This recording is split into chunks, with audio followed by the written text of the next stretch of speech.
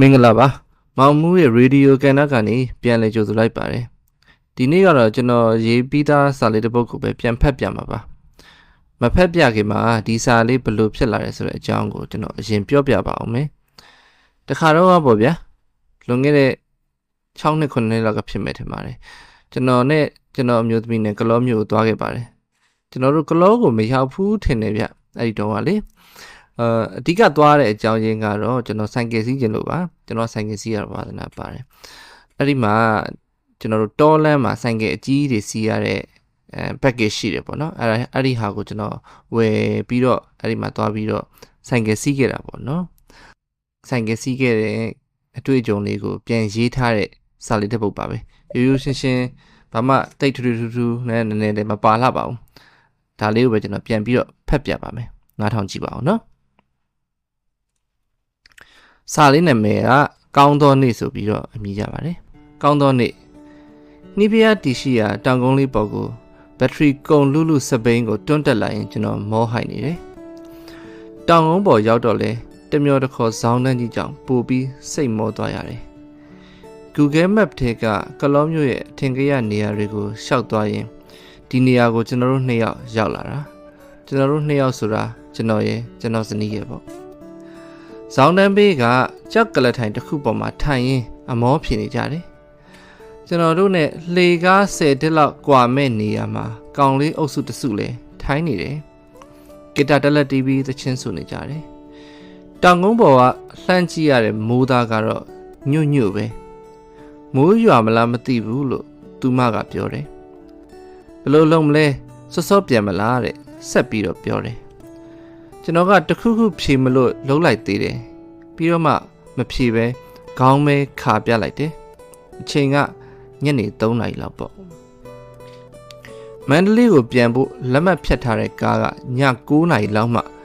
ဒီနေရာကမြို့တဲနဲ့လှမ်းတာမှန်ပေမဲ့သွားရလဲမိနစ်20ထက်မပိုဘူးလို့ကျွန်တော်တွက်မိတယ်ပြီးတော့တာယာတဲ့မြင်ကွင်းရဲ့အေးစိတ်မှုရဲ့အဲ့ဒီအေးစိတ်မှုက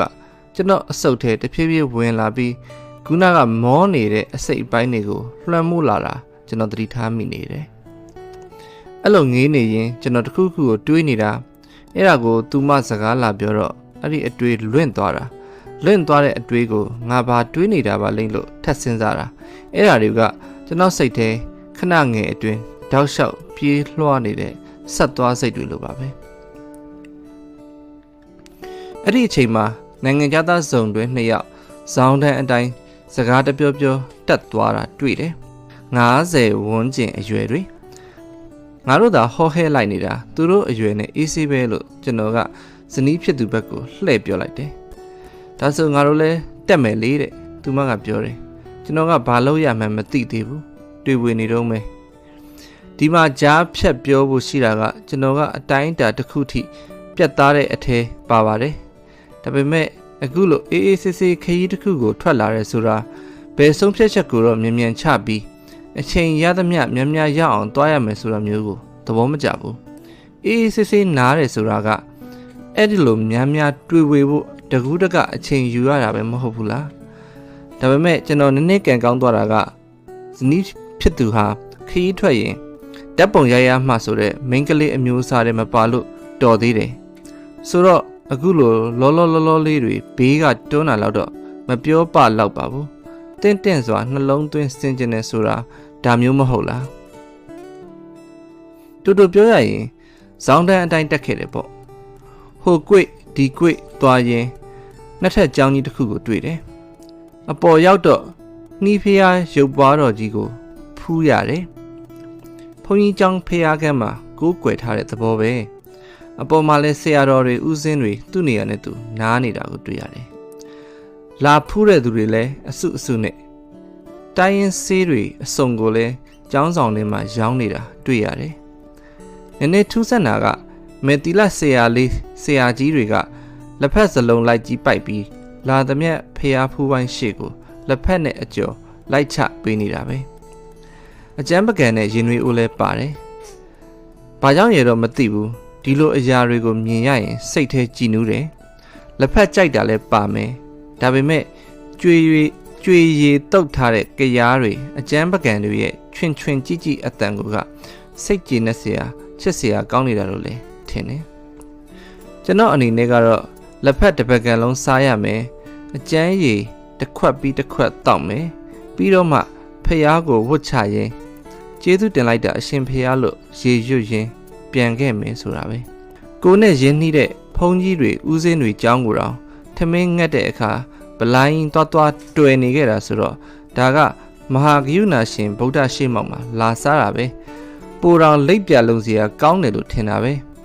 ဒါပေမဲ့လက်ဖက်3စွန်းလောက်ပလုတ်ပလောင်းစားပြီးတဲ့အချိန်မှာသူမကမျက်စောင်းစထိုးတယ်တော်တော့လေတဲ့ရော့အလှခံဖုံးနဲ့ထဲ့ခဲ့တဲ့1000နဲ့တရွက်ထုတ်ပေးတယ်ကျွန်တော်စိတ်တဲ့အဲ့အချိန်မှာလှူခြင်းစိတ်မရှိဘူးကျွေးတာကိုဝမ်းသာအားရစားခြင်းစိတ်ပဲရှိတယ်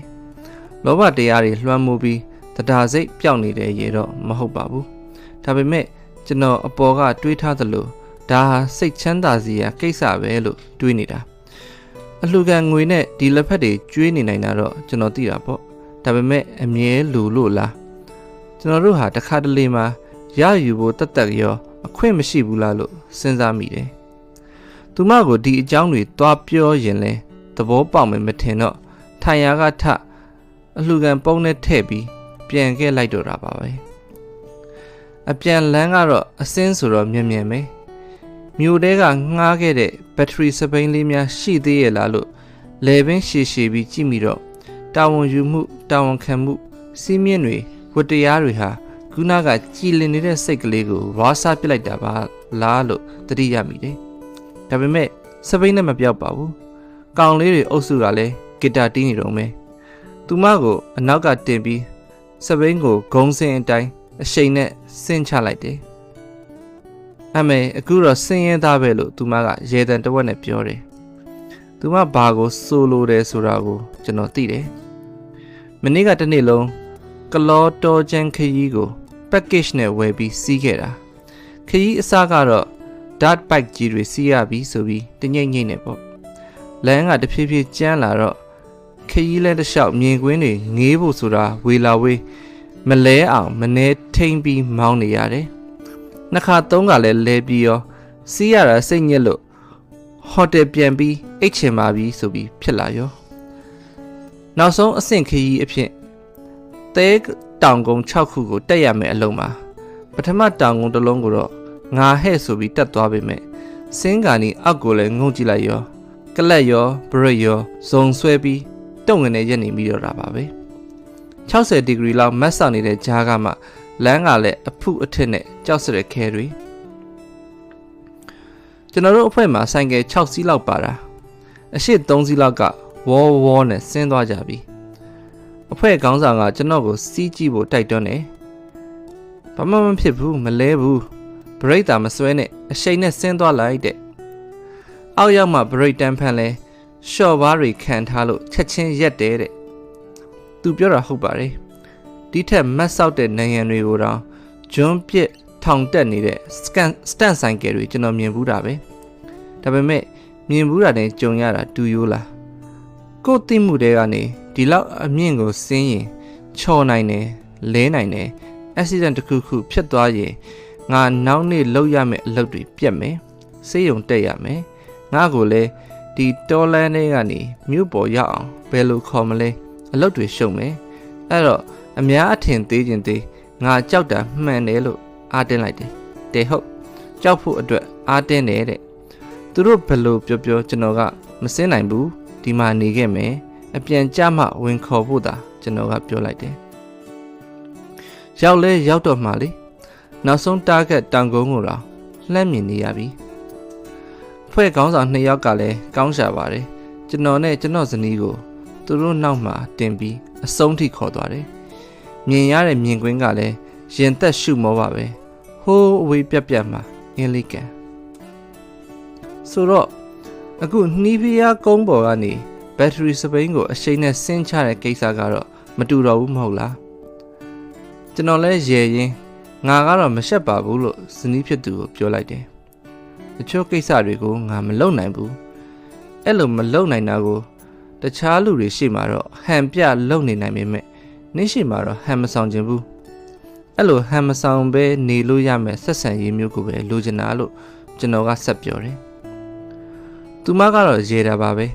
ရေပါစီလေသူလဲရေချင်တာကိုကျွန်တော်ရှက်မှာဆိုလို့မရေပဲထိမ့်ချုပ်နေရတာမျိုးမဖြစ်စေချင်ဘူးပေါ့ဒန်နာကြီးတွေကကောင်းကင်ကိုထမ်းထားရတဲ့လူဘလူးကြီးကိုဖြတ်ခနဲတတိရမိတယ်ကျွန်တော်တို့လဲ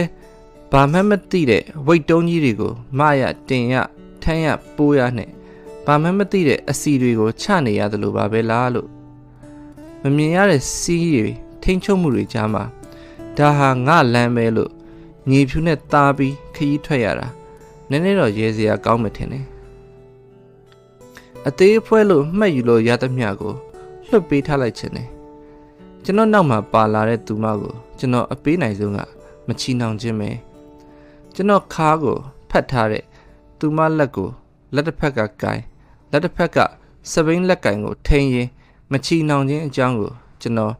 လိုက်လိုက်လဲလဲတွေးနေမိတယ်ခဏနေတော့သူမကရုတ်တရက်မေးလာတယ်မနေ့ကမစင်းရဲခဲ့တဲ့တောင်ကုန်းမှာကြံခဲ့ပြီး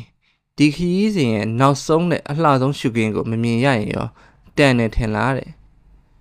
ကျွန်တော်ကမြန်ပဲမဆိုင်မတွဖြေမိပါတယ်တန်ပါတယ်လို့ဘာမှတော့ဆက်မပြောလိုက်တော့ဘူးခရီးဆုံးခရီးစဆိုတာရှိလို့လားကျွန်တော်တို့ဟာ unit တိုင်းကိုရောက်နေတယ်လေကျင်းနဲ့တယ်ဥပမာပြောရရင်ဘဝဆိုတာဘာလဲဆိုတဲ့မေးခွန်းကိုဘဝဆိုတာဘာမို့လဲကွာလို့ပြန်ဖြေလိုက်ရတယ်လို့မျိုးပေါ့မှုနေပေါ့ဟုတ်ကဲ့စာကတော့ဒီမှာပြီးသွားပါပြီကျွန်တော်ဒီဟာလေးကိုဘာလို့အခုပြန်ဖတ်ဖြစ်တယ်လဲဆိုတော့ပုံမှန်လင်းပြောရရင်တခြားရေးထားတဲ့အကြောင်းအရာတွေရှိပါတယ်ဒါပေမဲ့အဲ့ဒီဟာတွေအတွက်ကျွန်တော်အချော script မရေးရသေးဘူးပေါ့နော်အဲ့ဒီဟာတစ်ချက်လဲပါတယ်ပြီးတော့ဒီရက်ပိုင်းမှာ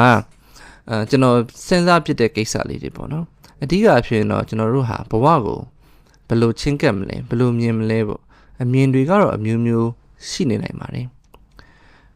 ကျွန်တော်ကတော့ဒီထဲကရေးထားတဲ့အမြင်မျိုးဘက်ကိုကျွန်တော်ပူချိန်တဲ့လူတစ်ယောက်ဖြစ်ပါတယ်ခရီးဆုံးခရီးစဆိုတာလူတွေရဲ့သတ်မှတ်ချက်ပဲဖြစ်ပါတယ်တကယ်ကတော့ကျွန်တော်တို့ဟာ